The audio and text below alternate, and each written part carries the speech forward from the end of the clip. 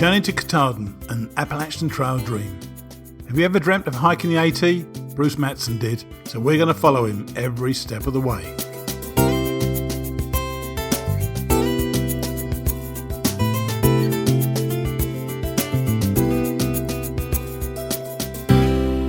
Hello, and welcome to the very first episode of our brand new podcast, Returning to Katahdin, sponsored by Trailtopia. We are really excited to be starting a second show, and I can't tell you how delighted I am that you've decided to join us on our journey. Several of you will be here because you follow our other show, Mighty Blue on the Appalachian Trail. Last year we followed Jessa Hackman, or Addie, and I often felt that we didn't give her enough time to go into every aspect of a hike. This year I thought it would be great to do it again, but with a polar opposite hiker. For a start, as his name suggests, Bruce Matson is a guy. He's also more of the vintage variety, having hit 60 earlier this year. Jessa was putting in 30-mile days, while Bruce is likely to be a tad less rapid. However, what we're trying to show this year is that the trail is truly for everybody. Starting a new podcast gives us the opportunity to take our time and to discover more about not only the preparation, but also the motives and the support system and everything else that goes into hiking the Appalachian Trail. The podcast won't be super long, probably about 30 minutes each Monday morning, so I hope that it will fit nicely into your weekly schedule. We've also taken the opportunity to onboard a sponsor for both shows, with Trailtopia deciding that this was a venture that they wanted to support. They've gone above and beyond, though, by offering to give away 2 of their delicious meals each and every show. I get lots of emails from my listeners on the Mighty Blue show, so I thought we'd tap into that. In my conversations with Bruce each week, I'll have a bunch of questions for him. And given that many of you are planning to hike next year, and even if you're just curious, I'd like you to email me questions that you'd like to ask him. I'll pick out the most interesting question each week and make sure that I ask him on the very next show. Send your questions to me at steve@mightyblueontheat.com. If you win, I'll reach out to you for your address, and Trailtopia will be sending a couple of their great meals in your direction. So, I've told you who they are. Let me tell you about what they provide. Do you remember those cold, wet evenings on the trail when you pitched up at a shelter and there was nothing you would have rather had than a beautiful, hot, home-cooked meal? Well, apart from actually going home, you could try out one of the delicious meals from Trailtopia. Why not dig into their spectacular jambalaya with its authentic Creole flavour? Or how about their beef stew, which is loaded with beef, potatoes, carrots, mushrooms, corn, green beans and green bell pepper in a fantastic beef gravy. Go on, try them. Trust me, you're going to love them. Trailtopia, the best of home cooking away from home. We really want to highlight Trailtopia, but we're respectful of the time that you allocate to listen to our shows. The ads will all be about that length, and they won't get in the way of your enjoyment of the show. In fact, we hope that you're going to like, or at least relate to, the ads. Now, it's with a sense of excitement, pride, and a little anxiety that I'm delighted to be able to introduce you to Bruce Matson for our first conversation about why he's hiking the Appalachian Trail. Here's Bruce.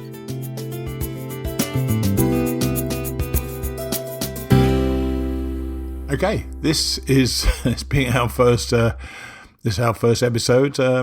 Firstly, welcome, Bruce. Hi, Bruce. How are you? Hey, I'm great, Steve. Thanks. Well, as you know, we're going to be telling your story, hopefully warts and all, before you hit the trail. How are you feeling about telling your story to our listeners?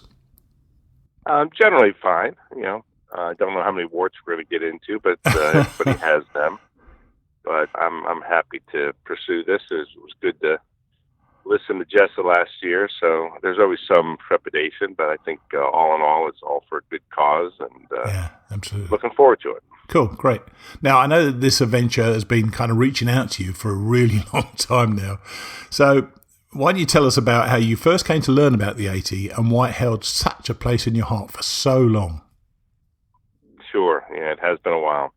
So back in high school, I attended something called Boys State, and in the evenings they would have different presentations for us. And Boys State was just a summer camp for a week where you learned a little bit about political science and government. Yeah. And this one evening, we had a presentation about this guy who had just walked this long trail in the eastern United States that came to learned was called the Appalachian Trail. And I just, in the last year, started doing a fair bit of backpacking and hiking and was already interested in the topic. So when I heard this presentation about walking over 2,000 miles, it really mesmerized me. And later on, many, many years later, I realized that the person giving that presentation was a guy named Warren Doyle, who is well known to the Appalachian Trail. And not only was it Warren Doyle, but he had just finished establishing a new speed record for the Appalachian Trail. So I still recall, even though it was a few years ago, I think 43 years ago, I still recall after that presentation making basically a commitment to myself. And I said, I'm going to do that one of these days. And it's been a dream for a long time. It's sometimes been a little louder voice and sometimes been a little softer voice as parts of life occupy you more. But more recently, I found the opportunity to try to fulfill this dream. That's fantastic. So did you ever reach out to Warren Doyle when you realized it was him and talk to him about it? I never have, actually. I thought about it. I know he runs a school. I have gone to trail days and heard him make some presentations, but I've actually never called him or met him directly. I don't know him at all, but I would think he'd be delighted, because I know that I get emails from people saying that my guests have inspired them to get up and go and hike the trail. So I think the fact that this is stewed within you for all those years, how many was it, 43, 44 years, something like that? I think it's 43 years, because it was the summer of 74, and if my math is right, this is 2017. Yeah, you should reach out to him, yeah. I will. You're right about that. I will do that, because most of us, like you say, appreciate it when we've had some impact on people, and been a big part of his life, if not his whole life, the last 50 years or so. So I think he would like to hear that. Yeah, it's interesting they would put on a program about, was it about politics, you say, or political history? Yeah, you learn about government. You run kind of a mock Congress for a week. Oh, right. I think it was just a evening diversion. I think another night we might have just had a movie. Just something to give you an option for entertainment. I think that's interesting, and it's a really good thing to show young people what it's like, what they can do when they get out in the wild. So I think that's a great thing to have in there. I think one of the coincidences, in a sense, was that was in Connecticut, and Warren Doyle's from Connecticut, so it was probably an easier thing to arrange. And probably not the way our speedsters have made press recently, but even back then there probably was some publicity about him setting this record. Yeah, I bet that was quite an achievement as well, because to do it fast in those days with much heavier packs. Now this move to ultralight backpacking is getting lighter and lighter. He must have had a heavy pack. He had no communications. He had probably very little access to anything. So you say it was 60 odd days, didn't you? I think, I've got it written down somewhere, but I think it was 65 or 66 days. Cool. Of course, a little quicker now, but like you say, it has become easier, particularly some resupply options. Yeah. So tell us something about your hiking and sporting background. You say you just got into hiking for the last year or two before. What about other sporting things that you did as well? Well, through the years, mostly high school and college, I played baseball and soccer, and then took up golf at sort of the end of law school, and been a pretty avid golfer. In the last 10 years, I've always enjoyed running. In the last 10 years, I've done quite a bit of running with 10Ks and half marathons, and I think I've finished 10 marathons in the last 10 years. So that's been a big part of... What's your best time in marathon? Yeah. Well, I'm pretty slow, but Doesn't matter. All my marathons have been right around 5 hours. I think my best time was I got a chance to do the New York City Marathon and did it in, I think it was 4 hours and 57 minutes. Fantastic. Oh, that's great. I couldn't run a marathon to save my life, I'll tell you. So you done sports and you got into hiking and the outdoors generally, didn't you? Yeah, that was part of what I was very passionate and involved in high school and college. Believe it or not, there's actually something called intercollegiate canoe races. And, really? I participated on the East Coast in intercollegiate. Few, not too many, but some races, both downriver, where all you do is get in a canoe and go as fast as you can downriver, and also through slalom gates like you might have seen in the Olympics. But I've always been That looks awesome. I can do a kayak, and I've done C1s, and I can do an Eskimo roll, or at least I used to be able to do an Eskimo roll. All my real canoeing, particularly adventure canoeing, guiding, has been with your sort of standard open boat canoe, two-person canoe. But, interesting for... Is the Eskimo roll where they literally turn themselves upside down in the water? Yeah, so if you're on a C1 or a kayak and you tip over, you've got a skirt and you're kind of buckled in there, and an Eskimo roll is a maneuver with the paddle in your body to flip yourself back up. What do you think, by the way? Now, actually, we had a recent guest on who did a bit of aqua blazing on the Appalachian Trail. I mean, I know you want to pass every blaze on the footpath. What do you think about that? They get the option of going about 60 or 70 miles of the AT in the river, canoeing or kayaking down the river. What do you think about that as a combination? Yeah, I don't want people to start hating me right from the start. I'm kind of aware of aqua blazing, and particularly because I now live in Virginia, and the only real place to aqua blaze, so to speak, is the Shenandoah. Right. And it's really hard for me to conclude that you've done a through hike if you skipped 100 miles of the trail and did it in a canoe. But everyone needs to hike their own hike. Absolutely, yeah. And I tell you what, you'll learn that more and more. Yeah, and I get that, but it's almost like saying, well, I decided that a marathon is 24 miles, so I'm going to run 24 miles and say I ran a marathon. Seems like there's got to be some standard, but yeah. I don't think I'll be canoeing. The canoe in the Shenandoah is part of my through hike. No. Interestingly, the Shenandoahs, while I thought the hiking was nice through there, you don't get many views in the Shenandoahs other than when you get to those lookout sites where the cars all go. It's a pretty place to go through, but it's a real green tunnel there that I found it to be anyway.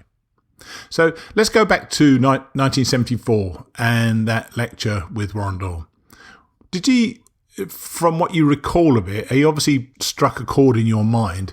Was it a romantic version of the trail, or was he really impressing? And I suspect in his case, as I say, it was a tough time. Was he impressing the reality of what a 6-month hike actually takes? Yeah, the best I can recall is I didn't remember it being some romantic notion of this wonderful, easy walk in the park where around every bend was this magnificent vista. Yes. I remember him making it out to be a pretty tough enterprise. And, he, of course, was going quickly, and he was doing long days. And the one thing that I remember was, probably because I never really heard of it before, was that he had done night hiking, and that some people had criticized him for going so fast that he, was missing things along the way and sort of failing to smell the roses, as they say. But I didn't get the idea from him at the time that it was easy.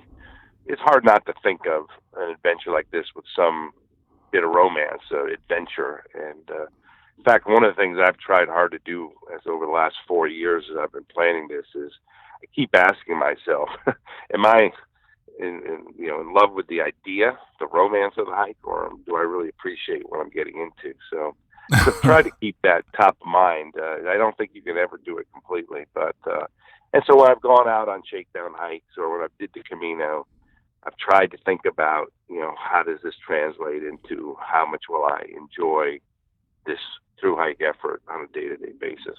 You've backpacked enough, or you've hiked enough to know if you actually you're physically capable of doing the hiking. But it's those moments when you've got 3 or 4 days of straight days of rain, and you're cold, you're hungry, and your legs aren't working. I mean, that's the time you really have to power through on this thing. Have you considered the mental preparation needed to do this, or is this something all part of your plan? Yeah, I have to say, Steve, I've thought about the mental part an awful lot because, talking to you, reading your books, talking to you a lot, and I've talked to a lot of through hikers. I've probably read 20 memoirs, and the thing that comes through, and it's not really a surprise, but it really comes through, is that this adventure is going to be more mental than physical. Yeah. Some way I'll figure out the physical. I'll, go slow if I need to, and I'll take a break if I need to. But it's 3, 4, 5, 6 months of doing the same thing, and when I think about it, it's exactly what you just said. And the thing I wonder and worry about is 4, 5, 6, 7 days of rain in a row, and you're like, this is really beating on my sense of enjoyment and spiritual health.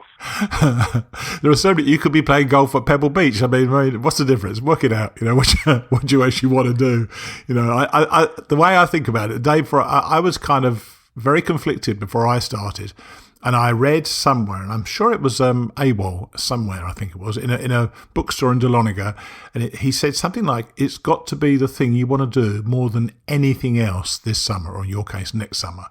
And as soon as I looked at that and I read it, I thought, yeah, that's exactly how I feel about it. I want to do this more than anything else. I can be comfortable. I love great restaurants. I love going down on the beach. I love spending time with my wife. But this was what I wanted to do more than anything else in that summer. And that really sort of put the lid on it for me and made me really want to do it. So it's that mindset of getting right in the first place and just keeping the mindset when you get going, I think. It makes a lot of sense. And I think I'm pretty much there. I've been trying to transition myself out of work and open up the opportunity so I won't be distracted. And every once in a while, something comes up, an opportunity, whether it be to do a fun trip or to take on a new opportunity at work. And I keep telling myself and telling others, remember, I'm not going to be here. And I'm keeping the locked in stone now. I'm going. I'm getting more excited every day. So I was going to ask you that. To think about just what you said. I was going to ask you about that. You sound very relaxed. I know it's early in the morning at the moment, but are you excited about the prospect, or are you trying to stay calm because you've still just got a couple of months ago? Well, you got about 3 or 4 months ago, I guess. Are you calm or are you excited? I don't know if you can hold those two mental states at the same time, but I think I'm pretty calm, but I'm also very excited.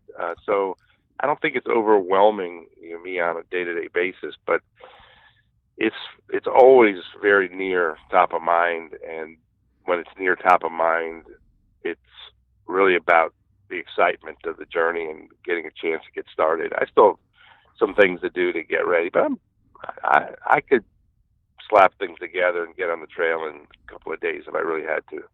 It's interesting to me that we obviously, as you know, followed Jessa last year, and I know you followed her as well, and you reached out to her, I know.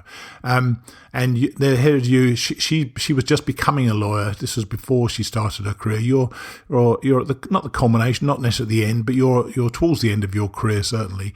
So I wonder if the mindset when you think forwards to finishing on the top Katahdin, how you're going to feel, because she knows this was really the end of her young life, the beginning of her more of an adult life. In your case, it's going to feel a real combination of an achievement, 40 odd years in the making. You're not going back to work full time and all those sort of things.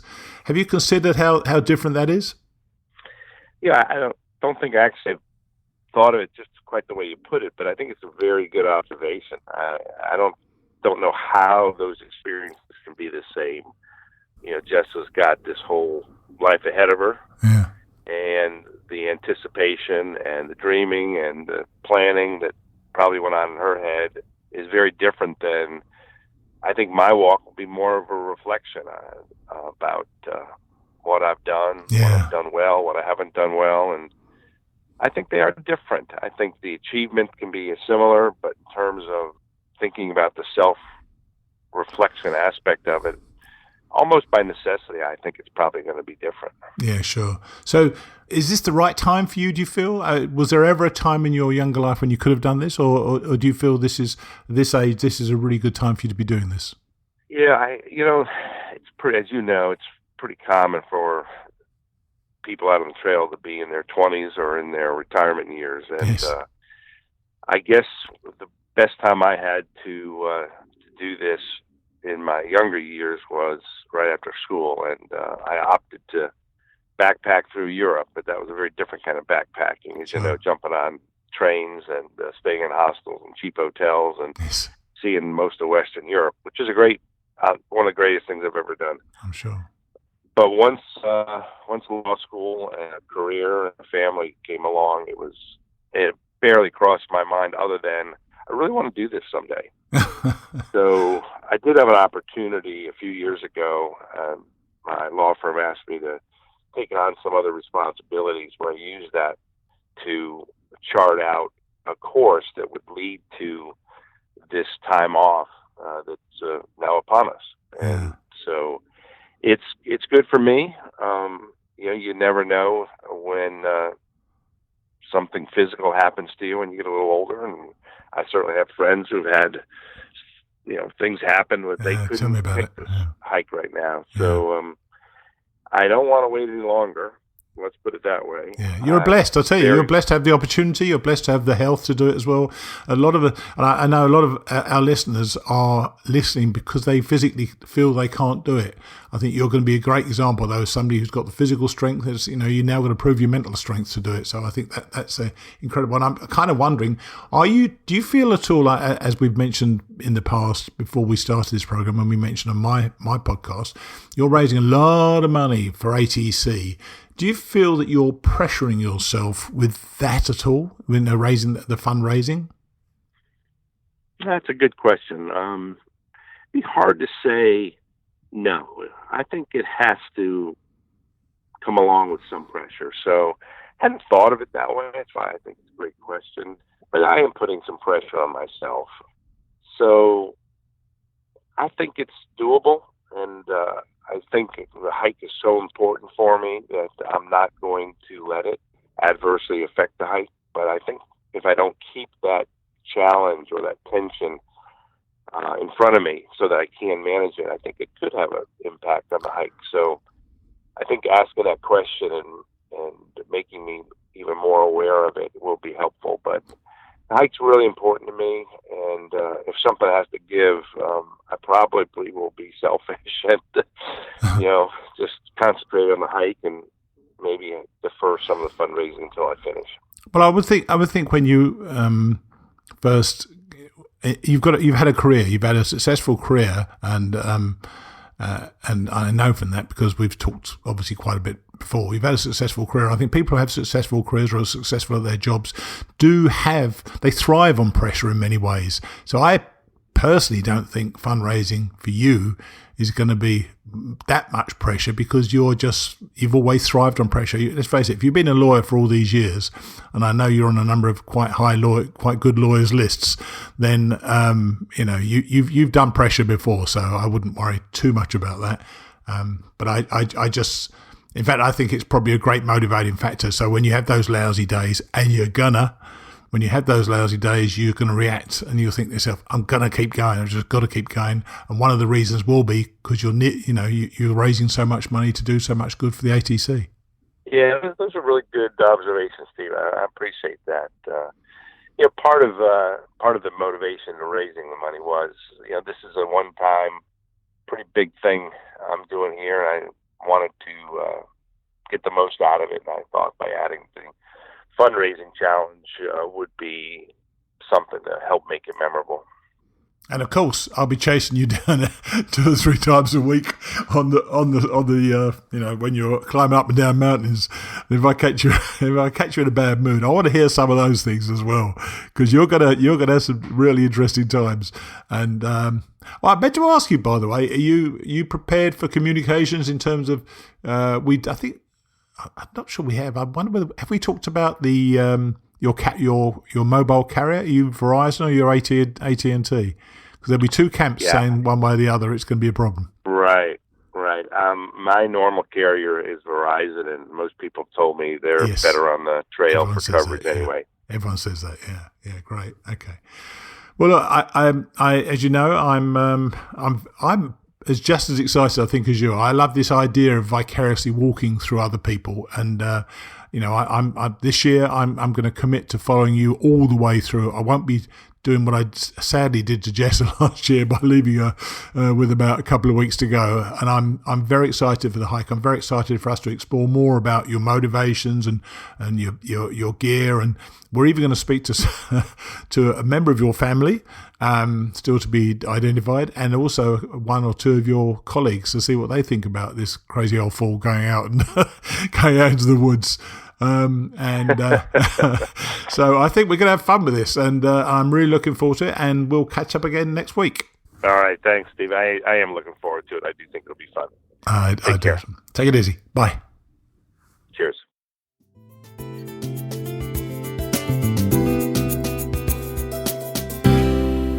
He was rather reflective, wasn't he?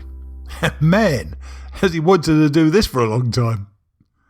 While we were speaking, I was thinking back, I guess 4 years now. The thought of the trail was strongly in my mind, but I hadn't quite pulled the trigger yet and sold my business. Bruce has been waiting over 40 years for this. As he said, he's ready for it. I sometimes think that making that decision and following through with it is one of the toughest things to do. We've got plenty to talk about in the coming weeks before we're ready to wish him well on his way in late February. Yep, he's decided to go in February. In fact, in next week's episode, we'll be talking about why he's decided to head north and why he's setting out when it's going to be bloody freezing. If you'd like to learn more about Bruce, his hike and his extraordinary fundraising efforts on behalf of the Appalachian Trail Conservancy, why not go over to his site, returningtokatahdin.com.